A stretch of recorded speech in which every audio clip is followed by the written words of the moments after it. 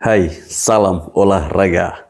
Dirgahayu yang ke-79 buat Negara Kesatuan Republik Indonesia. Teman-teman, jumpa lagi bersama saya di Falco Ngoe Channel.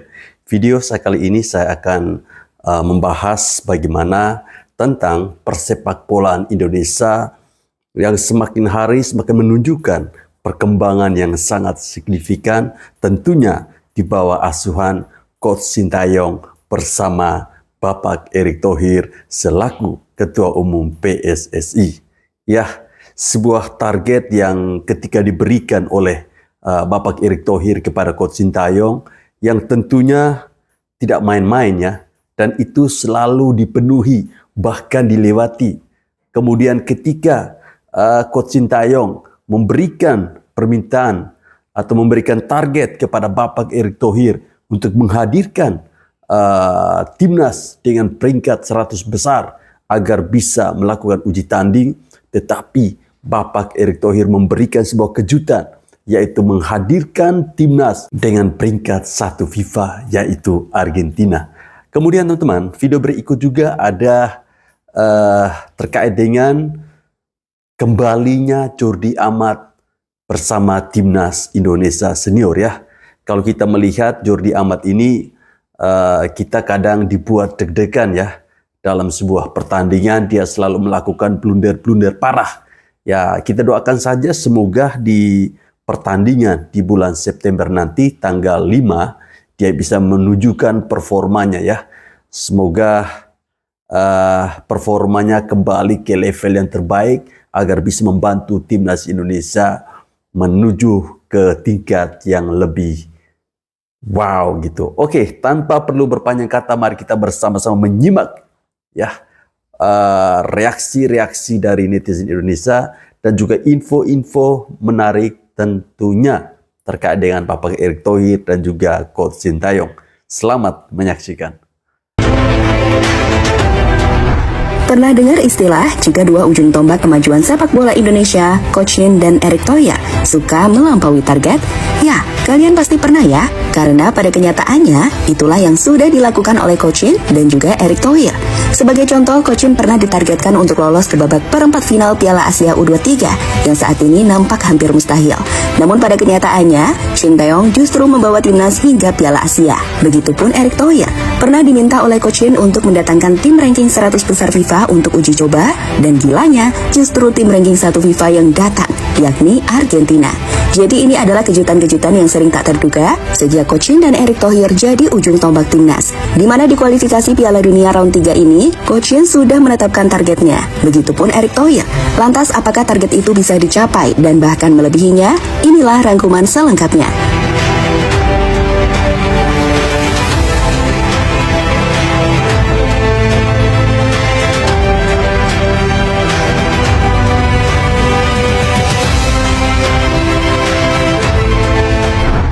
Setelah memastikan lolos ke round 3, pelatih kepala timnas Indonesia, Coach Sintayong, sempat kembali ke Korea untuk menjalani pemulihan kesehatannya.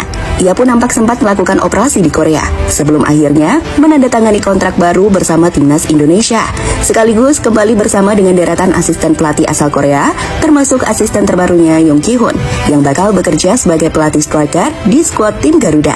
Sekembalinya Sintayong ke Indonesia, dirinya pun langsung bertemu dengan Ketua Umum PSSI Erick Thohir untuk membahas banyak hal soal timnas Indonesia. Salah satunya soal target dan persiapan tim Garuda jelang babak kualifikasi Piala Dunia yang akan dilakukan kurang dari 1 bulan lagi di awal September.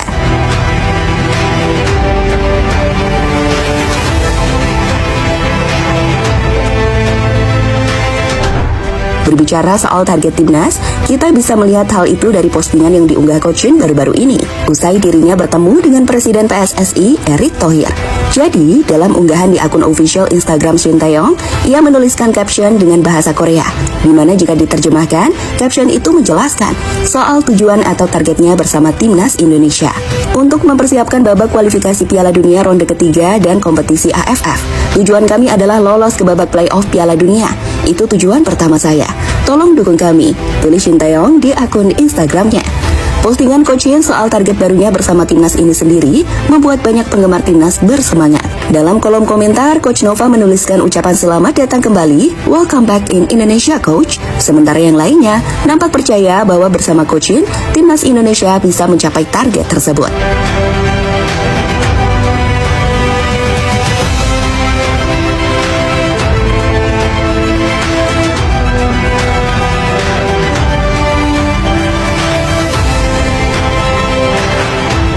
Membedah target Coach Shin Taeyong. Timnas Indonesia bakal menapaki kualifikasi Piala Dunia 2026 zona Asia ronde ketiga bersama dengan 18 tim yang dibagi dalam 3 grup, di mana nantinya Asia akan memiliki 8,5 kuota Asia. Indonesia sendiri saat ini menempati grup C bersama Jepang, Australia, Arab Saudi, Bahrain, dan China. Nantinya tiap tim akan berlaga kandang dan tandang dengan total 10 pertandingan. Juara dan runner-up grup akan melaju ke Piala Dunia 2026. Sementara tim yang finish di peringkat ketiga dan keempat bakal jalani ronde keempat. Di ronde keempat akan dibagi menjadi 2 grup dengan masing-masing berisi 3 tim. Dari 3 tim tiap grup, nantinya masing-masing juara grup melaju ke Piala Dunia 2026. Sementara tim di peringkat kedua akan menjalani ronde kelima. Jika mengacu pada target Coach Shin yang memiliki target untuk lolos ke Piala Dunia melalui jalur playoff, maka timnas harus bisa menempati posisi 3 atau 4 klasemen akhir di grup C di babak kualifikasi ronde 3. Di mana untuk bisa mencapai target tersebut, angka objektif timnas harus memenangkan 4 pertandingan dari 10 laga yang nantinya akan dimainkan, dan itu menjadi masuk akal. Karena timnas akan coba memanfaatkan tiap laga kandang seperti saat menghadapi China, Bahrain, Arab hingga Australia nanti di GBK, sembari mencuri-curi poin kejutan saat bertandang ke China hingga Bahrain. Jika itu bisa dilakukan, di round keempat kita minimal harus bisa mengalahkan salah satu rival dari 2 rival di grup, karena itu bakal membuat kita masuk ke round 5 dan menuju babak playoff.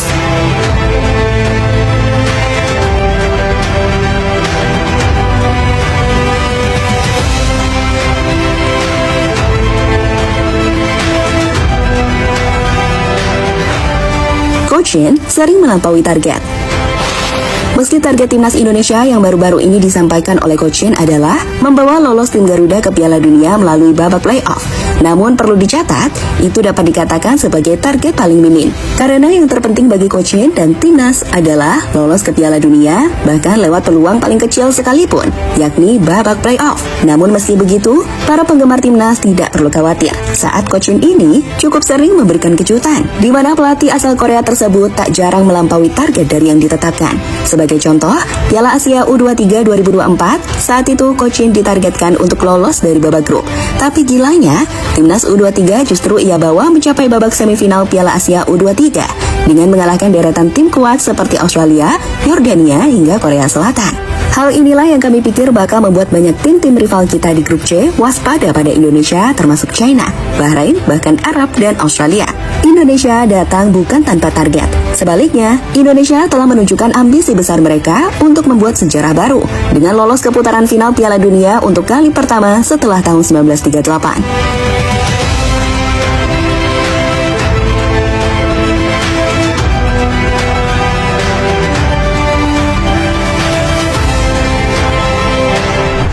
Di sisi lain, untuk mencapai target tersebut, persiapan serius saat ini tengah Indonesia lakukan.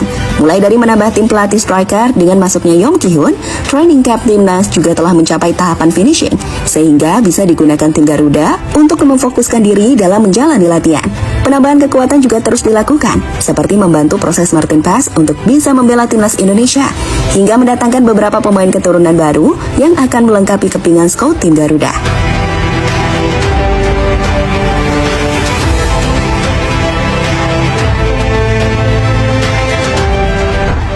So, kita sekarang hanya bisa terus berdoa sembari memberikan dukungan maksimal, baik dengan datang langsung ke stadion atau dengan cara mendukung lainnya.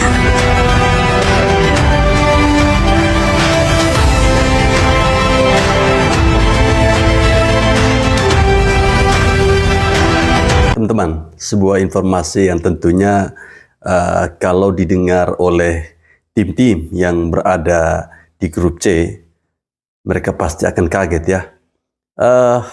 Dengan mendengar informasi ini, rasa optimisme yang saya tanamkan di dalam diri saya selama ini, bahwa saya yakin, saya optimis bahwa timnas Indonesia di bawah asuhan Coach Shin Taeyong akan lolos ke Piala Dunia sampai pada ronde ketiga. Ya, artinya peluang Indonesia untuk menempati urutan 2 itu sangat terbuka lebar. Ya, kenapa setiap hari ketika kalau teman-teman melihat saya membuat video, saya selalu menanamkan rasa optimisme itu. Ya, rasa optimisme saya semakin naik, semakin meningkat. Ya, dengan hadirnya asisten pelatih dari Coach Sintayong, yaitu pelatih striker. Artinya tidak main-main ya bagi Coach Sintayong untuk menatap babak kualifikasi Piala Dunia zona Asia di grup C. Ya, kita melihat bagaimana setelah kemarin 2 pertandingan Jordi Amat tidak kembali, kali ini Jordi Amat bisa kembali bergabung untuk bermain ya melawan Australia dan juga Arab Saudi. Tentu ini merupakan sebuah kabar yang sangat gembira buat kita ya. Tapi masih ada yang panik. Bagaimana kalau mereka melihat Jordi Amat bermain itu sering melakukan hal-hal yang seharusnya tidak dia lakukan. Tetapi apapun itu kita harus percaya ya pada keputusan yang diambil oleh Coach Sintayong untuk dia memilih, menentukan pemain mana saja yang layak menjadi atau yang bermain di tim utama ya teman-teman. Jordi Amat bisa bermain di round 3 kualifikasi Piala Dunia melawan Arab tanggal 5 September. Tapi sebagian fans timnas itu pesimis dengan performa Jordi seandainya dia menjadi starter di laga itu. Kenapa? Karena kalau kita merujuk data ke belakang ya, Jordi ini dinilai terlalu banyak melakukan blunder, terutama di laga-laga penting seperti di Piala Asia dan yang terbaru kemarin di kualifikasi Piala Dunia round 2 ketika melawan Irak. Nah, pertanyaannya, kenapa ini terjadi penurunan performa dari Jordi? Nah, aku mau analisa ya. Ini sebenarnya karena Jordi pindah ke Liga Malaysia. Nah, kalau mau analisa lebih jauh lagi, kenapa sih Jordi mau pindah ke Liga Malaysia? Nah, aku punya teori di sini. Silahkan teman-teman cek data ini. Nah, ini adalah peringkat Liga Asia tahun 2022. Dan bisa kita lihat Malaysia berada di urutan ke-8. Liga terbaik di ASEAN. Nomor 8 Asia.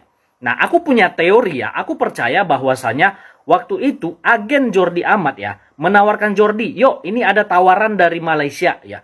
Malaysia ini liga terbaik di ASEAN. Nomor 8 di Asia. Kalau kamu pindah ke Johor, kamu langsung main di Liga Champions Eropa. Sementara di klub lamanya, Jordi kan main di Eupen. Itu kasta kedua Liga Belgia ya.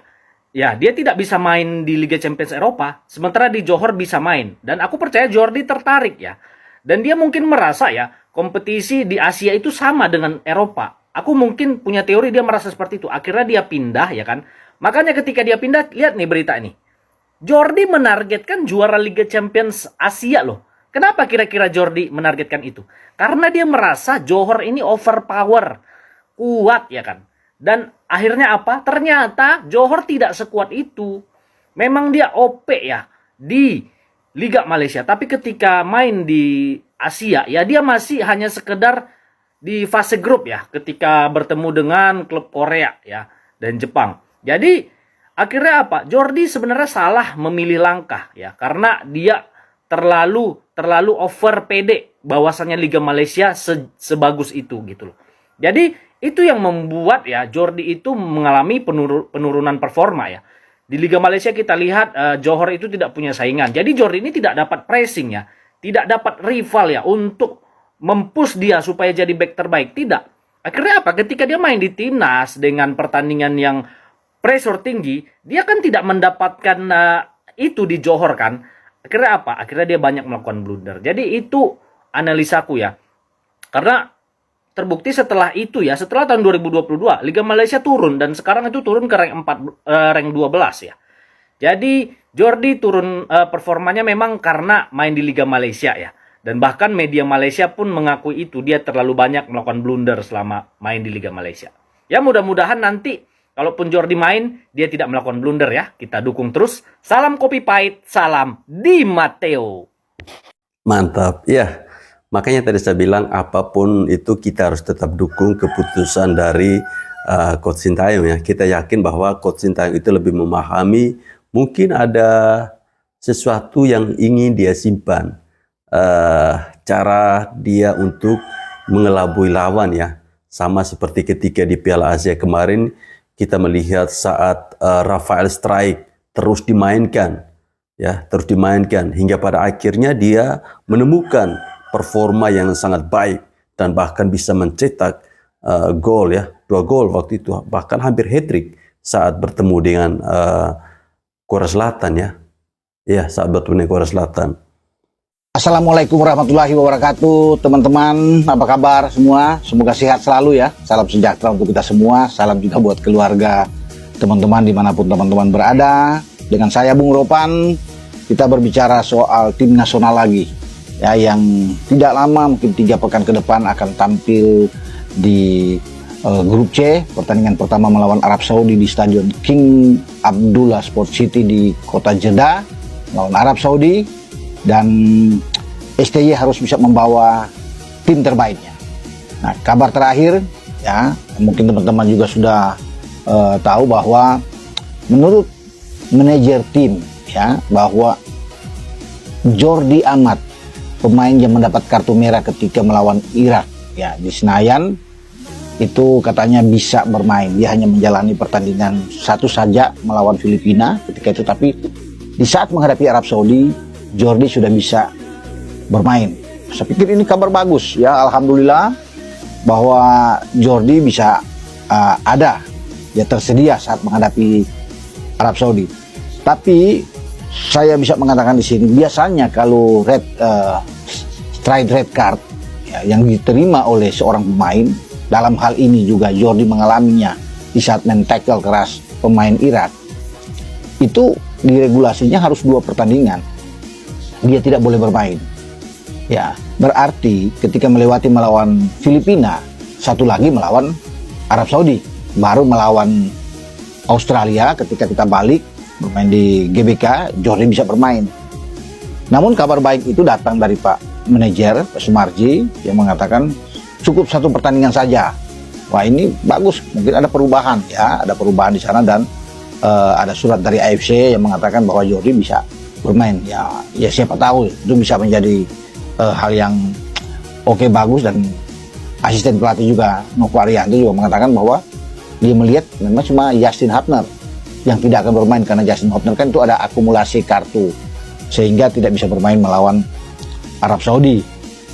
Nah, teman-teman pasti mengingat ya bagaimana di U23 di Qatar waktu yang lalu ketika Rizky Ridho, pemain kita, mendapatkan kartu merah langsung, straight red card menghadapi Uzbekistan. Salah satu pemain Uzbekistan ya, pemain depan itu dihajar oleh Rizky Ridho, dan wasit langsung mengeluarkan kartu mengusir Rizky Ridho. Ya, itu di semifinal melawan Uzbek.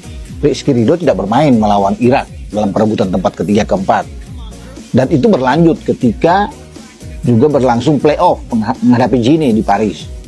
Ya, itu pertandingan yang krusial di mana kita kalah dan gagal menuju ke Olimpiade 1 slot terakhir. Padahal kalau bisa dilihat pertandingan di Uzbekistan melawan kita tuh semifinal itu berlangsung di Piala Asia. Mestinya kan bisa dihapus juga kalau lihat dengan rangkaian apa yang dialami Jordi juga, karena ini sudah main di playoff menghadapi salah satu wakil untuk Olimpiade. Kejadian Rizky Ridho terjadi di Piala Asia, tetapi tetap masih berlaku untuk tidak bermain, sehingga kita dirugikan saat itu. Ada penalti ya, karena memang belakang kita kurang begitu oke, dan kita harus bisa mengalami hal yang mengenaskan ya. Nah, kalau kita kembali ke posisi Jordi Amat, ini masih satu rangkaian sebenarnya, terjadi di putaran kedua melawan Irak, dan masih di hal yang sama, kualifikasi untuk Piala Dunia Zona Asia ini di putaran ketiga. Tapi kemudian itu langsung dipertegas oleh Pak Manajer tim nasional kita, Jordi cuma 1 pertandingan, walaupun saya bilang tadi kan di regulasi tuh kalau dapat kartu ini langsung 2. Jadi cuma Justin Hubner yang tidak akan bermain. Dengan ada Jordi, ada opsi memang kalau memang ini sudah oke, benar dan resmi sudah diumumkan oleh AFC, ya apalagi surat sudah katakan sudah dikirim dari mereka, ya berarti di belakang itu Jordi bisa bermain bersama dengan Rizky Ridho dan Jai Ises ketika melawan Arab Saudi. Nah, ini oke, ya. Ketika Jordi tidak ada dan Justin Hotner tidak ada sebelumnya, mungkin opsi lain yang bisa terjadi adalah menarik Calvin Verdong atau menarik Sandy Walsh untuk bermain dengan 3 back di belakang, karena STY bermain selalu dengan formasi 3-4-3, atau memanggil kembali Elkan Bagot, ya, yang tidak tersedia di kita bermain playoff di Olimpiade untuk menuju ke Olimpiade melawan Gini, dan saat itu Elkan seakan-akan di dalam tanda kutip ya dicuekin oleh STY, tidak dipanggil lagi. Tapi ketika Jordi dan Justin tidak ada, bisa saja opsi itu akan terjadi. Nah, sekarang ada kabar bagus buat kita semua, bahwa Jordi katanya cuma 1 pertandingan. Kalau ini benar, ya, dengan sudah ada perubahan di regulasi, bahwa seorang pemain yang kena kartu merah langsung itu harus 2, tapi sekarang cuma 1, maka kita akan bisa menampilkan Jordi. Banyak juga mengatakan Jordi sudah banyak membuat, ya, hal-hal yang tidak oke, ya, pelanggaran-pelanggaran, sudah lambat bermain, banyak blunder, sehingga ini diragukan. Banyak juga teman-teman netizen yang mengatakan demikian. Tapi semua tergantung dari STY. Dia sebagai pelatih kepala, dia yang bertanggung jawab. Dia tahu dengan kapasitas Jordi. Karena bisa saja kalau Jordi tersedia sesuai dengan apa yang dikatakan oleh Pak Manajer Pak Sumarji, ya pasti dia akan bermain lah. Dia akan ditampilkan untuk menghadapi Arab Saudi. Ya, yang saya bilang tadi dengan Jay dan juga Rizky Ridho. Ya oke, semoga ini semua berjalan dengan baik dan menjadi kabar penyejuk buat kita semua, bahwa kita hanya ada satu orang saja, Justin Hubner, yang tidak akan bermain. Tapi Justin akan bermain ketika Indonesia menjadi tuan rumah untuk menghadapi Australia, ya. Dan kita akan tunggu nantinya, ya, bagaimana STY untuk bisa mengutak-atik lini belakang kita, ya, siapa yang akan ditampilkan ketika Jordi katanya sudah bisa bermain hanya 1 pertandingan saja melawan Filipina. Dan kita lihat untuk ke depan apakah Jordi akan dibawa.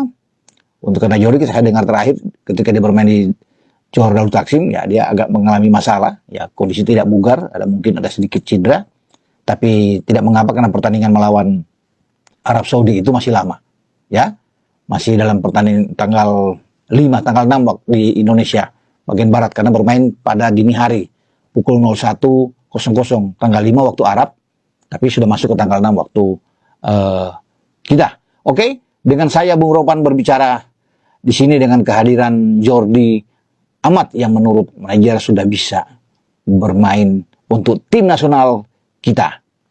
Ciao. Ciao. Ya, saya mungkin kalau bisa sedikit memberikan masukan, ya. Jordi Amat ini sebaiknya ketika dia dipasangkan di back, ya, bersama Rizky Ridho, mungkin dia tidak perlu naik terlalu ke depan, ya. Karena salah satu kelemahan dari Jordi Amat adalah soal bagaimana dia berlari. Ketika ada serangan balik dari lawan, itu yang akan membuat dia blunder dan kadang-kadang melakukan pelanggaran yang semestinya tidak perlu. Ya, jadi mungkin kalau saya boleh saran, tetap saja stay di belakang, ya, Mas Jordi.